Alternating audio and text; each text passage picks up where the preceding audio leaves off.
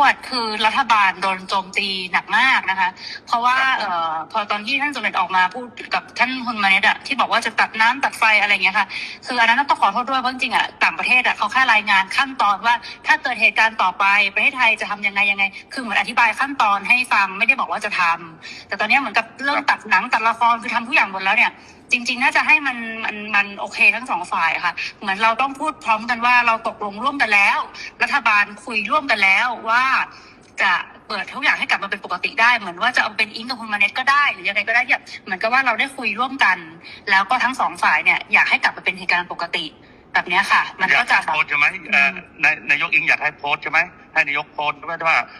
ผู้นำสอนกันแล้วอยากให้ใช่จะโพสจะยังไงก็ได้แล้วให้ท่านคุณจะแนะนำก็ได้ค่ะแต่ว่าเหมือนกับว่ามันต้องเป็นการตกลงร่วมกันนะพี่พวดเพราะว่าตอนนี้อิงกำลังโดนหนักมากเลยค่ะก็ถ้าอะไรนั่งสถานการณ์ไทยนั่นคือไฟกลางประเทศให้ขนมจุดน้อยมุ้ยก็สมมาไฟโตปีปกได้แต่เนี่ยน้องเปียกสงครามบอตี้เนี่ยยืนจากกัดเพลิงจากอินเทอร์เน็ตเนาะนั่งคือทางอยู่ที่กี่มีนักแต่บริหารการเชียร์นอเบียนปัญหาจุดน้อยมุ้ยจุดน้อยปีจุดน้อยใบ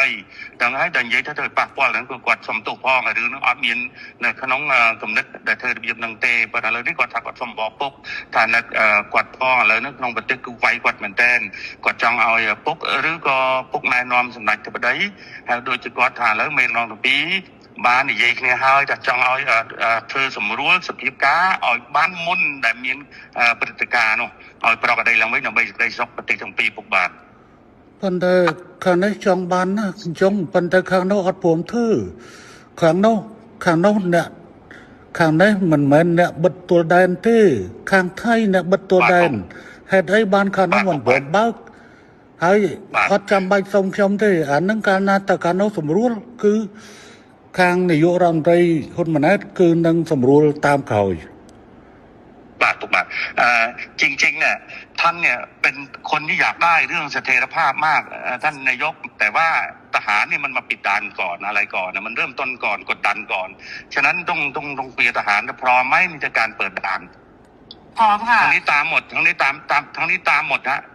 ทั้งนี้ตามหมดเลยท่านคือเราเปิดให้ได้อยู่แล้วพี่พวดแต่มันต้องเป็นการบอกว่าเราตกลงร่วมกันว่าเราเปิดไงพี่เพราะถ้าไม่อย่างนั้นขออิงพออิงยอมหมดเนี่ยอิงก็คือจะโดนเพราะว่าคือเพราะตอนนี้มันเลยมาถึงเรื่องก่อนด่าแล้วว่าค่ะปัตสมปุงมวยจ้ะแต่ซาแต่เบิดซาการในแต่ไทยเปิดไอ้เจ้าอดเบียนทางการแต่จริงเนี้ยในสังคมไทยนั่งเวียกันเอาไว้แต่ทั้งใส่กระโปรงเข้ามาโดยไปบีเจก็ไงก็จังทำยันถ่าแล้วเมย์นั่งจับเราอยู่ที่หายยิงให้เปิดให้คงนู้นได้ปุ๊กเปย์เด็กจำนวนรำแต่การบีเจภาษาปุ๊กไอ้เบียบมวยอิงกว่า